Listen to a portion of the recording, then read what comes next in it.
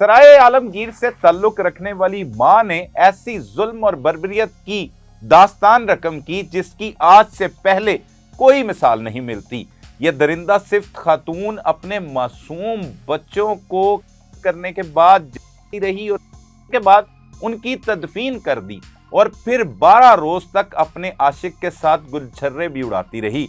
इसने ये सब कुछ कैसे किया, क्यों किया, कौन सी हवस थी और किस तरह इसने मां के नाम का तकद्दुस पामाल किया। इससे पहले भी बेशुमार खवातीन इस तरह के घिनौने इकदाम कर चुकी हैं।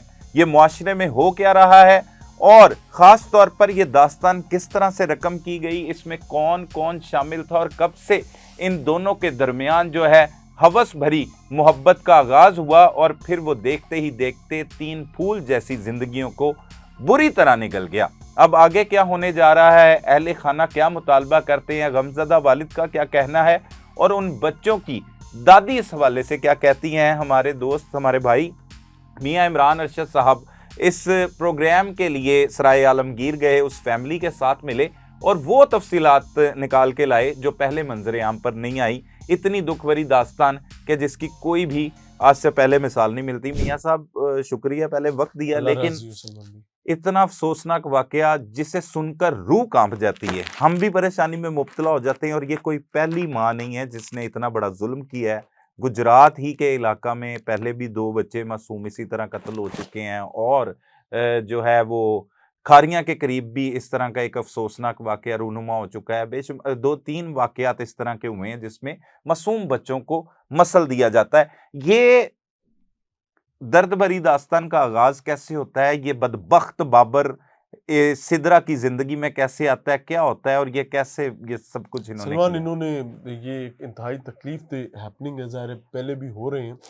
मुझे तो अब ये लगता है कि माँ का मनसब जो है उसकी असल सेंटिटी जो है ना वो इन बदबख्तों की वजह से कॉम्प्रोमाइज़ हो गई।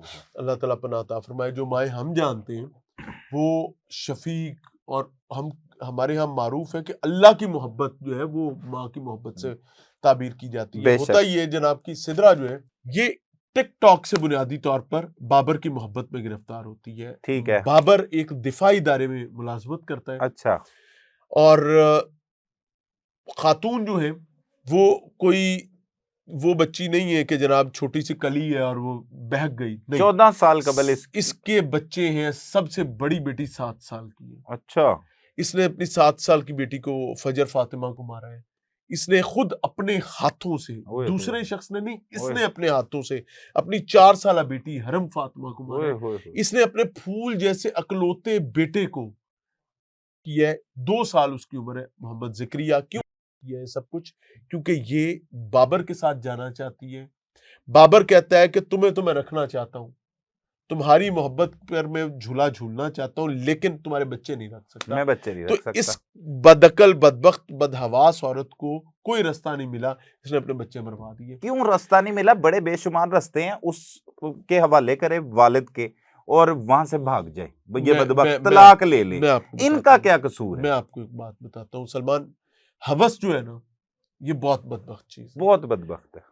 वालिद के हवाले करने के लिए फेस करना पड़ेगा। बिल्कुल ऐसे हुआ ये है कि मौसूफा 12 दिन पहले गुलछरे उड़ा चुकी हुई है। अच्छा, पहले मौसूफा बुनियादी तौर पर, अच्छा इसमें एक डिस्टेंट रिलेशनशिप भी है। अच्छा, इसमें मियां और बीवी के दरमियान एक फासला है। अच्छा। इस खातून का जिसका नाम सिदरा है, सिदरा का खामन जो है रिजवान, ये मोटरसाइकिल मैकेनिक है। अच्छा। और सराय आलमगीर से दूर आजाद कश्मीर में ये अपना नौकरी करता है। ये भी आजाद कश्मीर में करता है रिजवान? रिजवान भी आजाद और वो बदबख्त भी वो भी आजाद कश्मीर के इलाका भिम्बर में। अच्छा। इलाके मुख्तलिफ हैं लेकिन है दोनों आजाद कश्मीर। अब खातून की सलाम दुआ होती है टिकटॉक से बाबर के साथ, उसके बाद व्हाट्सएप नंबर एक्सचेंज हो जाते हैं। उसके बाद खातून जो है वो चोरी मोबाइल फोन अपने पास रखती है। अच्छा अच्छा अच्छा। अब प्रॉब्लम यह है कि रिजवान ने मुझे खुद बताया कि इमरान भाई मैं बड़ी तकलीफ में था। मैंने कहा आपको कभी शक नहीं हुआ? कहता है यार मुझे शक भी था, मुझे सब चीजें मेरे सामने थी, लेकिन मुझे पता था कि मेरी बीवी किसी और शख्स के साथ है। अच्छा। लेकिन मैं रवाबित में, लेकिन मैं अपने बच्चों की वजह से खामोश था। अच्छा। और मैं इस तरह खामोश, कैसे पता था कि मैं फोन करता था, तो मेरी बीवी मुझे कहती थी फोन बिजी होता था। लेकिन ये चोरी रखा हुआ था तो उस पे तो नहीं करता होगा ना वो फोन। मैं आपको बता रहा हूँ ना, पहले फोन रखा गया था, उसके अच्छा। बाद फिर इसने ले लिया स्टेबल हो गई। हाँ, ये कहता है कि जनाब जब मैं फोन करता था तो फोन वेटिंग पे जाता था। वेटिंग पर जाने के बाद जब मैं उसे पूछता था तो कहती थी मैं अपनी अम्मी से बात कर रही थी, मैं अपने भाई से बात कर रही थी, मैं अपनी बहन से बात कर रही थी। बहुत लंबी बात करती थी तो 3-4 मिनट की। अच्छा। मैं इसे कहता था कि मेरी बच्चों से बात करवाओ, मेरी फजर से बात करवाओ, हरम से बात करवाओ, मेरी जिक्रिया से मुझे बताओ उसका हालचाल। तो मुझे कहती थी अच्छा बंद करो ना फोन आ रहा है, अच्छा बंद करो ना फोन आ रहा है।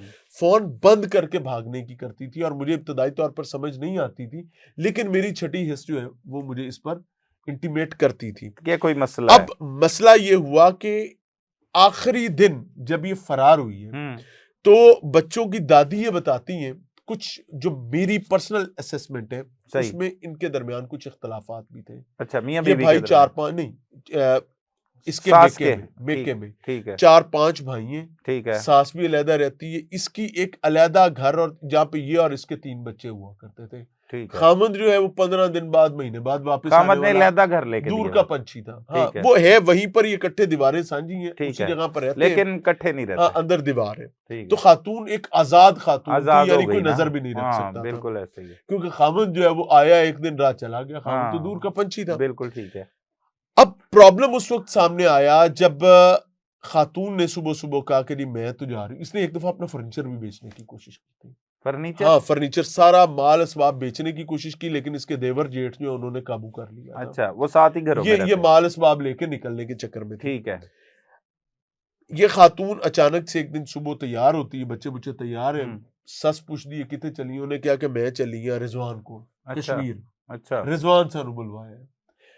खातून ने कहा जी ठीक है।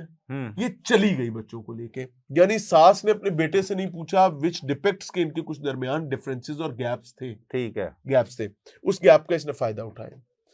ये अच्छा, चली वो अपने वालिदैन के साथ भी रिजवान जो है वो हाँ, उसके कहीं ना कहीं राब्ते में था, लेकिन गैप्स थे। ठीक है, गैप। अच्छा, अब ये जनाब चली गई, शाम हो गई। शाम तक जब ये वापस नहीं आई, कोई इसका आता पता नहीं है, तो मान कहती है मैंने रिजवान को फोन किया कि रिजवान पहुंच गई है सिदरा। उन्हें क्या कितने पहुंच गई है, उन्हें क्या होता तेरे लिए सुरदी आई है बच्चों ਨੂੰ ਲੈ ਕੇ कश्मीर। उन्हें क्या मेरे लिए तो नहीं आई ना, मैंने बुलाया कहती कि तू क्या सी क्यों आ जाए, तूने मैनू आप दसेगा। अच्छा। मैं नहीं किया, मैं पागल है नहीं। अच्छा नहीं अब गायब हो गई, ये भागा वापस, तलाश किया कहीं अता नहीं, पता नहीं उसका मेका ससुराल कहीं पे नहीं है। पुलिस को इतला दी जाती है, पता चला कि बीबी गायब हो गई है। अच्छा। फिर इसकी लोकेशंस को ट्रेस किया गया। अच्छा, रिजवान कहते हैं कि मुझे फिर इसकी एक बार कॉल भी है। भागे हुए? हाँ, भागे हुए। बच्चे साथ ही थे? हाँ, बच्चे साथ ही थे। तो मुझे कॉल करके कहती है कि मेरे पीछे ना अमी आज तो बाद तेरा मेरा कोई तल्लक नहीं है। ठीक है। वो कहता है मैनू क्या यार मेरे बच्चे, उन्हें क्या कि तेरा मेरा कोई तल्लक नहीं है। कहानी खत्म हो गई।